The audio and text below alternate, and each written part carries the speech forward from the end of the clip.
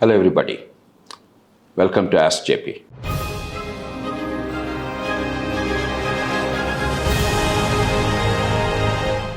Let's take the question today. The questioner is Vamsi from Ongole. He's a graduate. I suppose he's still pursuing education. Let's find out the question he has. Vamsi, please go ahead. Hi sir, this is Vamsi and I am from Wongol. I completed my graduation. Today I have a question for you sir.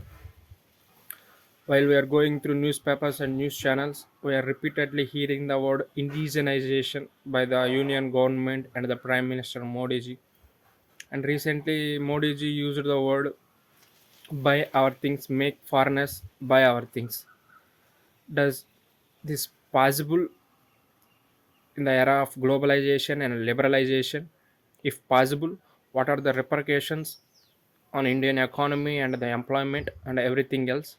Repercussions in the self, positives and negatives. Thank you, sir. Thank you, Vamsi. Very good question. A man called Ricardo, an economist, he came up with the theory of comparative advantage. The basic idea is that if there are two countries or two individuals, they must stick to the area where they have the greatest comparative advantage. That means if their efficiency in producing something is, let us say, 10 times better than the neighbor, they must stick to that if they produce for everybody that goods or those services that are necessary for everybody and the areas in which they are more efficient. And the other party, they stick to where they are more efficient, then both will prosper. In other words, the idea of self-reliance, producing everything on our own, is not a very good idea. In a tribal society or in ancient rural societies, of necessity, people had to be self-reliant locally. So the same family tried to do everything, a hunter-gatherer tried to do everything. And subsequent rural economy, while there is some specialization, it's local specialization. Each village has farmers and artisans, the carpenters, the other people who help the farmers and others, the masons, etc.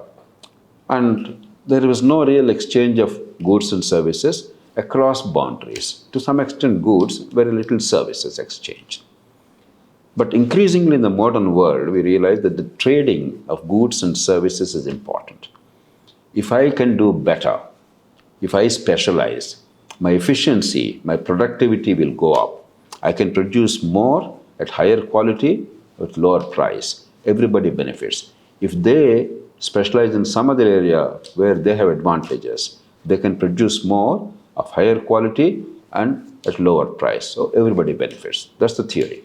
For about 30, 40 years, let's say from 1980s, this theory prevailed. Global trade was the norm until about, let's say, a few years ago. And the world certainly benefited. World prospered, particularly consumers prospered. But now, in many parts of the world, including in countries which promoted free trade, which argued for world trade, like America, for instance, they are increasingly realizing that while the consumers may benefit by free trade, the producers tend to lose. The manufacturing industry in America is now decimated.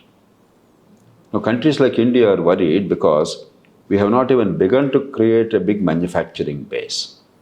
So if we have no manufacturing worth talking about, and if we rely on the rest of the world for manufacturing, no, it's not a very smart thing, because how do we employ the tens of millions of young people in our country in a productive manner? It may not always be high skilled, even if it's low skilled, but something giving an honest wage and giving them dignity and making us a little more self-reliant so that we don't have to depend on the rest of the world. But more important, over time, our quality will improve if we start giving an opportunity for indigenous producers. Even if initially our quality is not good enough, our quality will improve. If forever we say the imported goods are better, our quality is bad, then we will never improve. And large economies like India, diverse economies like India, with vast population underemployed, we cannot afford that. So now increasingly we are relying on industrial policy, incentives in certain sectors to producers, and some trade barriers. economists argue on both sides. I think on balance, it's better if there is a freer trade. There's nothing like perfect free trade.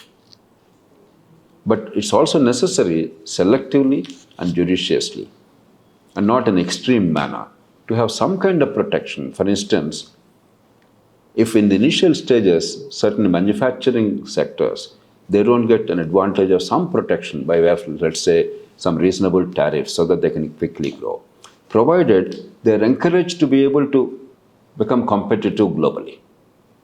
You don't protect them from competition forever. You give them some advantage in terms of tariffs, but you give them also a timeline that tariffs will come down and you must compete ultimately, and there must be free trade. Then there is time for these industries to upgrade, technologies to upgrade. Similarly, if you take agriculture, now there are some commodities where India is now deficient. Oil, cooking oil. We are the biggest importers of cooking oil in the world. Last year, an estimated 1,51,000 crores, 1.51 trillion rupees of cooking oil was imported. We cannot afford to forego that kind of foreign exchange. More important, 1/5 of our farmers in India, they depend on cooking oil production.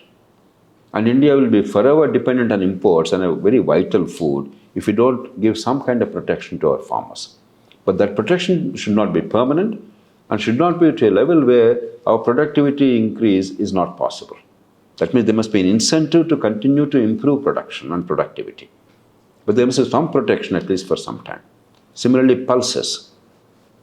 Because Indians are largely vegetarian, therefore, without pulses, there is no protein intake. Pulses also were the largest importers. So there has to be some selective intervention, but with two caveats: not permanently and not all over. And two, in a manner that you upgrade your skills, enhance your productivity, and eventually will be able to compete with the rest of the world. I think if you have a pure idea that there is global trade, perfect competition, anybody can produce, anybody can buy, anybody can sell across the borders without any tariffs, given the realities of the global economy and global politics, perhaps no country is in a position to embrace that. If the champions of free trade like America are now recognizing that their manufacturing is in trouble, and politically they cannot sustain their position, and people will vote out such governments, and they are imposing barriers and going for industrial policies and subsidies and tariffs. A country like India cannot afford also to be a complete free trader.